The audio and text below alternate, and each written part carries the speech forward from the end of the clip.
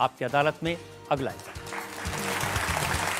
आपकी अदालत में लॉ मिनिस्टर किरण रिजिजू पर आरोप है कि ये हर मामले में टांग अड़ाते हैं। किरण जी, किसी की भी बात चल रही हो, अब जैसे दिल्ली के मुख्यमंत्री अरविंद केजरीवाल और लेफ्टिनेंट गवर्नर, उनके बीच में तकरार चल रही है। केजरीवाल कह रहे हैं ये एलजी कौन है, कहां से आया, हमारे सिर पे बिठा दिया। आप बीच में इंटरफेयर करते हैं, आप ट्वीट करते हैं और आप ये कहते हैं जनता इसका करारा जवाब देगी। वो इसलिए कि अरविंद केजरीवाल ने ऐसे बात असेंबली में कहा, एलजी कहां से आया, संविधान में लिखा है भाई, फिर भी कह रहे कि एलजी को बिठा के रख दिया दिल्ली में। तो दिल्ली में बिना एलजी का ऐसे चलना चाहिए क्या? ये देश का राजधानी है। तो कुछ चीज जो है ना, मुझे डाइजेस्ट नहीं होता है। बातें जो पर्सनल बात कुछ भी कह सकते हैं, लेकिन इस तरह से अटैक करना, तो कानूनी तौर पर अगर मुझे लगता है कि बहुत ही गैर कानूनी बात करते हैं, गैर संवैधानिक बात करते हैं, तो मुझे बताना जरूरी समझा। अब आपने उनको ये नहीं बताया कि 2 करोड़ लोगों ने जिस मुख्यमंत्री को चुना, उसके सिर के ऊपर आपने एलजी बिठा दिया। तो वो संविधान में लिखा है, तो हम क्या कर सकते हैं? जैसे सिस्टम है, तो अरविंद केजरीवाल संविधान नहीं मानते इसलिए कह रहा होगा, लेकिन हम तो संविधान मानने वाले लोग हैं।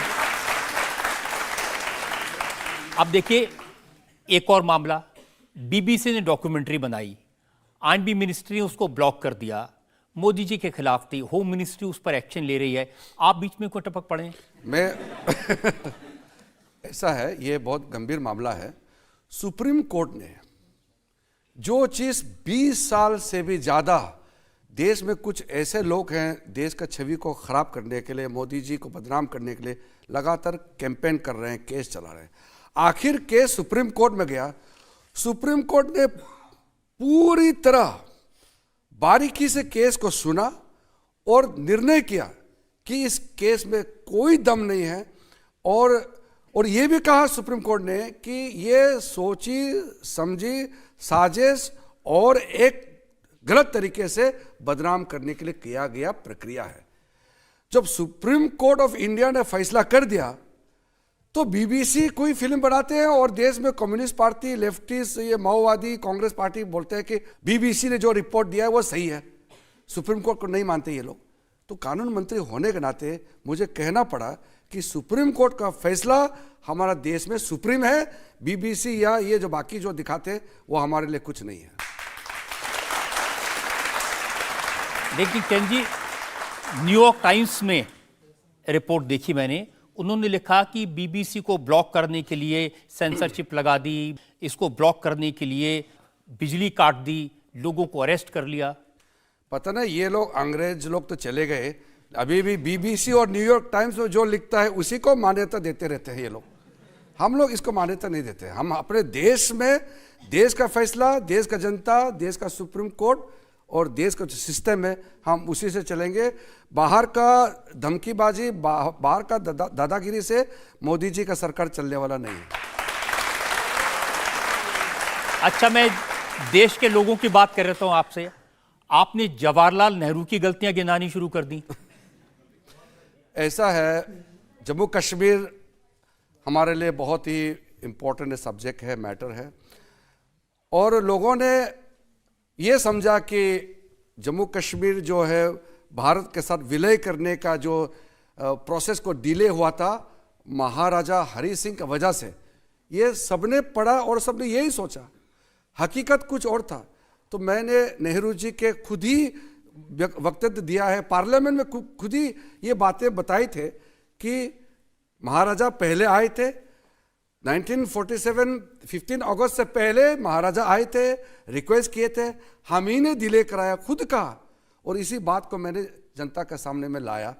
तो इसमें गलत काम किया क्या मैंने? सही काम तो किया है। मुझे पता नहीं है आपने गलत किया कि सही किया, लेकिन आनंद शर्मा को बात अच्छी नहीं लगी।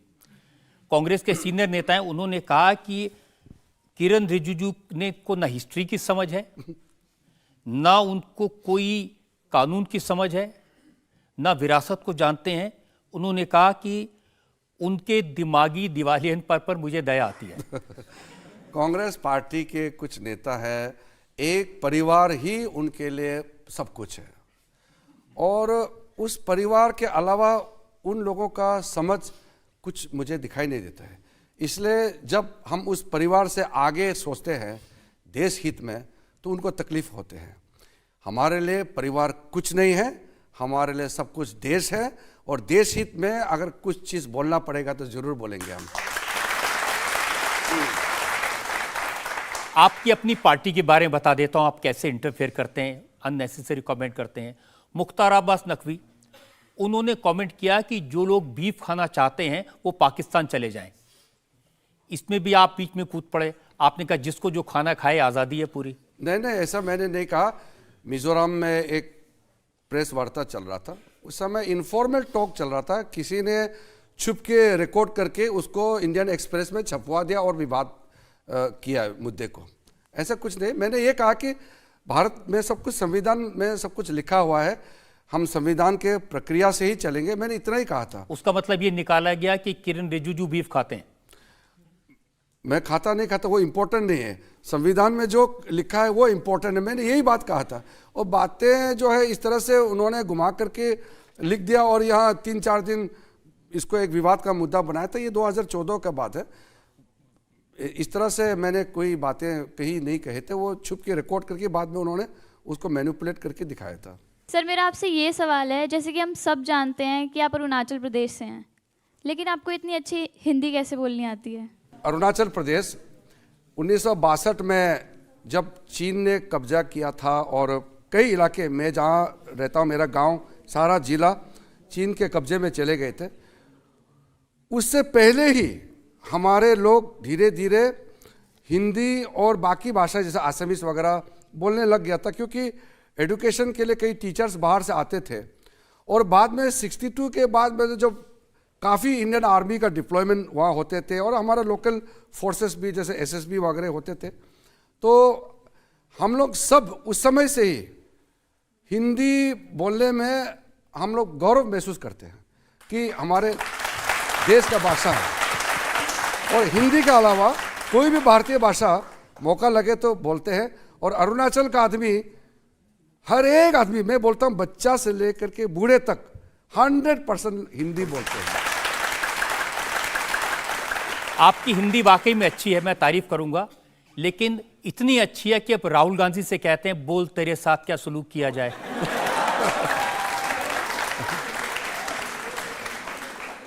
राहुल गांधी जी के बारे में तो मैं ज़्यादा तो नहीं कहूँगा, क्योंकि वो तो बहुत इंटरनेशनल आदमी है। हर महीने 20 दिन बाहर रहते हैं, 2-3 दिन इंडिया में रहते हैं, और अभी यात्रा कुछ कर रहे हैं। लोगों ने कहा कि आपका छवि बदलना है इसलिए यात्रा करो, तो वो तो इंटरनेशनल आदमी है। हम तो गाँव भारत के हैं। जोड़ो यात्रा से कुछ आपको लगता है छवि बदली है उनकी? देखिए रजत जी, ये भारत जोड़ो करके हम लोग चर्चा में नहीं जाना चाहिए।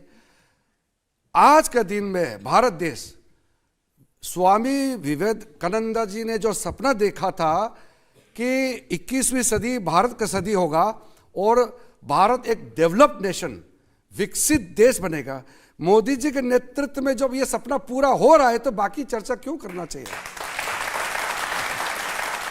इंडिया टीवी हर वक्त हर जगह डाउनलोड करने के लिए सर्च करें India TV news Google play store या ऐप स्टोर पर।